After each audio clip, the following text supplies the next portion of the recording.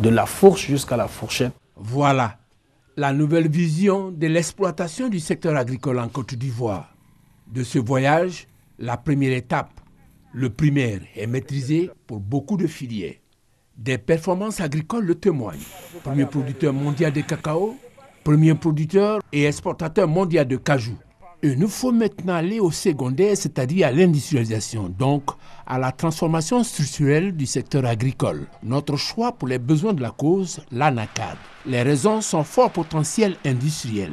Lorsque nous prenons l'hypothèse d'une transformation totale de la production de 2015 comme référence, évaluée à 701 000 tonnes, en matière de grandes unités industrielles, c'est au moins 24 grandes usines à 30 000 tonnes qui peuvent être implantées dans les 19 régions de production de la Côte d'Ivoire.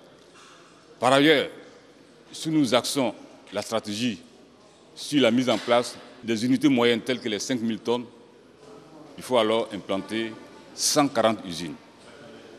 Et lorsqu'on bascule vers les toutes petites unités de 500 tonnes, c'est au moins 1400 petites unités qu'il faudrait implanter en Côte d'Ivoire pour une transformation totale. Il offre également une gamme de produits dérivés. Dernier atout, le marché du cajou est en constante progression. La demande est croissante.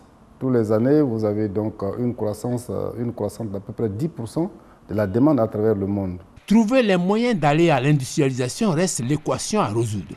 Les pistes explorées sont nombreuses à ce jour. La plus visible et la plus parlante, le CIETA, Salon international des équipements de transformation de l'ANACAD. Après 2 éditions, les acquis sont notables. C'est 29 exposants qui sont venus donc, avec des machines, à commencer par le Vietnam, l'Inde, le Sri Lanka, la Chine, la France, l'Italie, qui sont venus avec des machines grandeur nature. Je pense que ça permet donc aux Ivoiriens et aux investisseurs potentiels de visualiser ce matériel et de faire des affaires. C'est pratiquement du 200% en comparaison à ce qui a été fait à la première édition. Déjà en 2 éditions, ce salon commence à s'imposer comme l'une des plateformes uniques en son genre en Afrique et me dit-on à travers le monde. Il faut aller au-delà. Pour cette étape, le CIESA, colloque international d'échanges scientifiques sur l'ANACAD, après sa première édition, a inscrit en bonne place la recherche d'équipements adaptés. Ce qui est innovant, c'est le fait d'avoir adapté au moins 4 postes de transformation au niveau local. C'est-à-dire que ces équipements peuvent être produits ici au niveau local et être mis à la disposition des transformateurs. Donc nous avons le calibreur et puis également les décortiqueurs qui ont été développés par la recherche ici en les adaptant au matériel local. Ce colloque a aussi pensé à l'amélioration de la productivité. Le matériel à haut rendement qui est disponible présentement, mais les travaux se poursuivent encore pour avoir un niveau plus important. Mieux, l'Afrique veut se prémunir contre les éventualités. Un conseil international consultatif du cajou est né ici à Abidjan.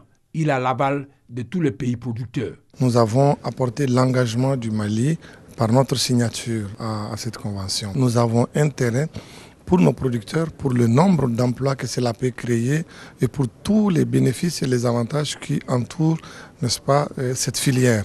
Nous pensons que nous avons espoir que notre conseil de ministres inaugural soit porteur d'espoir pour que chacun dans son pays puisse travailler en sorte que l'on puisse réussir cette belle aventure de notre nouvelle organisation. Cela s'appelle prendre le taureau par les cornes, c'est-à-dire se donner les moyens d'une exploitation judicieuse, d'une spéculation stratégique. Dupliquer l'expérience au niveau des autres spéculations et le voyage vers la fourchette se fera aisément et avec appétit.